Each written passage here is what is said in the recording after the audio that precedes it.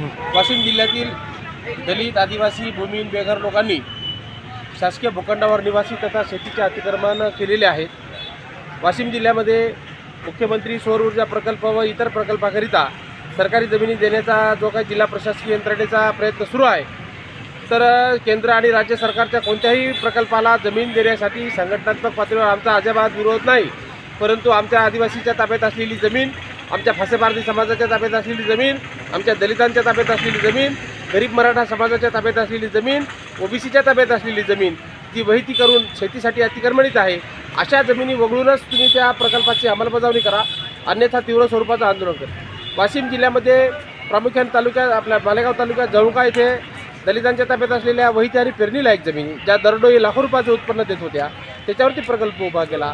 तिकडे तांदळीमध्ये दरडोई लाखो रुपयाचं उत्पादन असलेल्या जमिनी त्याच्यावरती प्रकल्प उभा केला। प्रकल्पात जर उभारायचा असेल तर ज्या खडकाळ जमिनी आहेत, ज्या दगडाळ जमिनी आहेत, ज्याचा कोणत्याच प्रयोजनासाठी उपयोग नाही, ज्या पडीत आहेत, अशा जमिनीवरच प्रकल्प उभारा अशी मागणी वेळोवेळी जिल्हा प्रशासकीय अधिकाऱ्याकडे आमची चालू आहे।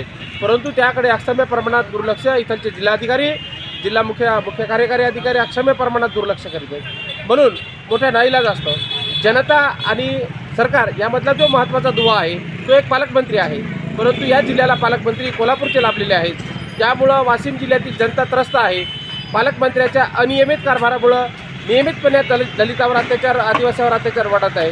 म्हणून संघटनात्मक पातळीवर आम्ही निवेदन सादर केलं प्रशासकीय यंत्रणेनं, म्हणजे या जिल्ह्याचे जे पालकमंत्री आहेत हसन मुश्रीफ वाशिम जिल्ह्याचे, यांनी प्रशासकीय बैठक आयोजित करून शेतीचे अतिक्रमण असो की निवासी अतिक्रमण असो याच्यावरती कुठल्या पद्धतीचा तोडगा कशा पद्धतीने काढता येईल अशा पद्धतीचं निवेदन इथं सन्माननीय जिल्हाधिकारी यांना दिलेलं आहे। त्यानंतर जोपर्यंत पालकमंत्री हसन मुश्रीफ हे जिल्हाधिकारी यांच्या उपस्थितीमध्ये सर्व संघटनात्मक पातळीवरच्या कार्यकर्त्यांना घेऊन प्रशासकीय बैठक लावणार नाही, तोपर्यंत या वाशिम जिल्ह्यामध्ये आम्ही बेमुदत धरणे आंदोलन करतो।